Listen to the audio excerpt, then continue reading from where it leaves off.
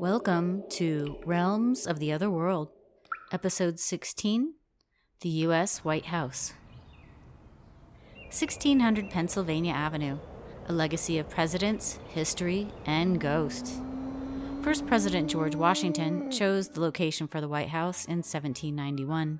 A competition was held for best design, and James Hobins was chosen. After 8 years, President John Adams and his wife Abigail moved into the White House unfinished in 1800. In the War of 1812, the British set fire to the house in 1814. It was rebuilt again by James Hobin. President James Monroe moved in 1817. South Portico was constructed in 1824, and the North Portico added in 1829 during Andrew Jackson's presidency. Expansions were sought in the late 19th century, and talks of constructing an entirely new president's house were discussed. But nothing was done until 1902, when President Theodore Roosevelt started a major renovation, relocating the president's office to the West Wing. Next, President Taft had the Oval Office built in an enlarged office wing. Just under 50 years later, a renovation was needed again. Structural weaknesses were seen. President Harry S. Truman did a massive renovation of the entire home. He and his family moved back in 1952. Every president since John Adams has occupied the White House. The building is not only a home to the U.S. presidents and their families, but is also a treasure trove of historical significance. There are 132 rooms, 35 bathrooms, 6 levels, 412 doors, 147 windows, 28 fireplaces, 8 staircases, and 3 elevators. The kitchen can serve up to 140 guests.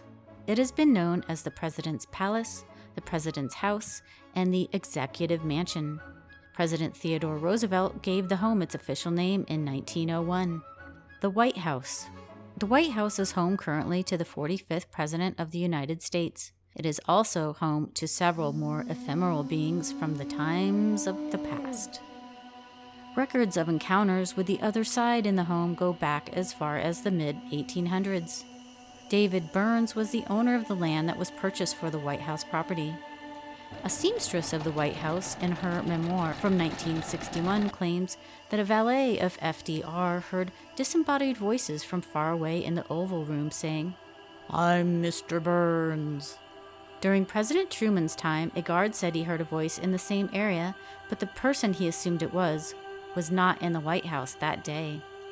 Abigail Adams, First Lady to President John Adams, died in 1818. Her spirit is seen in a cap and lace shawl walking down the hallway to the East Room with her arms outstretched as if she were carrying laundry. She used to hang wet laundry in the East Room because it was the warmest room in the house. The East Room is said to sometimes smell of wet lavender-scented laundry. President Thomas Jefferson, the third President of the United States, died in 1826. It is said that his spirit plays the violin in the Yellow Oval Room. President William Henry Harrison, the 9th President of the United States, died in 1841, was the second president to die in the White House itself. His spirit is said to haunt the attic. Dolly Madison, the First Lady to James Madison, the 4th President of the United States, died in 1849. Her spirit is seen near the Rose Garden. President John Tyler died in 1862. He was the 10th President of the United States. People have seen his spirit in the Blue Room proposing to his wife. President Abraham Lincoln, the 16th President of the U.S., and his wife lived in the White House from 1861 to 1865. He and his wife, Mary Todd, lost their 11-year-old son to typhoid in 1862. Mary was so distraught that she stayed in her bedroom for weeks and told others that she saw her son's spirit at the end of her bed. Out of her mourning, she began to host seances in the Red Room and at the presidential cottage in hopes of contacting her son. This was the time of loss for many due to wars, and spiritualism was a popular way for people to reach out to the other side. Lincoln himself only attended a few seances, but he did claim that he too had visits from his son Willie. Abe also had visions and dreams foretelling of his own death. Later, several White House staff also saw Willie during the Grant administration in the 1870s. Lincoln was assassinated in 1865. He is the most often encountered spirit in the White House. In the early 1900s, Jeremiah Jerry Smith worked under Ulysses S. Grant in the White House as a footman, butler, cook, doorman, and duster. He had several incredible stories about the happenings in the White House. He claimed he saw the ghosts of Lincoln, Grant, and McKinley, and many First Ladies. Several people over the years have claimed to see Lincoln. First Lady Grace Coolidge was the first to say she saw Lincoln's ghost. She claims he was standing in the Oval Office, looking out the window across the Potomac to the formal Civil War battlefields beyond. During the Franklin D. Roosevelt presidency, 1933 to 45, a tumultuous time, there were several sightings of Abe Lincoln. The First Lady Eleanor said that she felt his presence when she was working late at night. Queen Wilhelmina of the Netherlands heard a knock on her bedroom. She opened the door, and there was Lincoln in his top hat, and she fainted. Winston Churchill visited often during World War II. He was emerging naked from the bathroom with his cigar, and there was Lincoln sitting by the fireplace. Lady Bird Johnson, wife of President Lyndon Johnson, 1963 to 69, felt Lincoln's presence at night while watching a TV show about his death. Lillian Rogers, a White House seamstress for 30 years, heard pacing on the upper level of the White House. The staff member said that the room above was unoccupied and that it was Abe Lincoln pacing the floor. In 1989, a White House curator said that President Reagan said that his dog would not enter the Lincoln bedroom. He would just stand outside and bark. Many psychics say that Lincoln's spirit remains to be on hand during times of crisis, and as well as to finish the work he never got to finish. I do wonder if he is on hand at the current time of crisis in this year of 2020. President Andrew Jackson has also been encountered in the White House. He was defeated in 1824 by John Quincy Adams, but elected 4 years later. It is said that he held a grudge against anyone who supported Adams. When Mary Todd Lincoln held her seances, she claims that she heard Andrew Jackson clomping in the hallways and cussing throughout the residence. Jackson's room, the Rose Room, is one of the most haunted rooms. Deep laughter has been heard in that room since the 1860s. Anna Surratt, passed in 1904, was the daughter of Mary Surratt, a conspirator in the assassination of President Lincoln.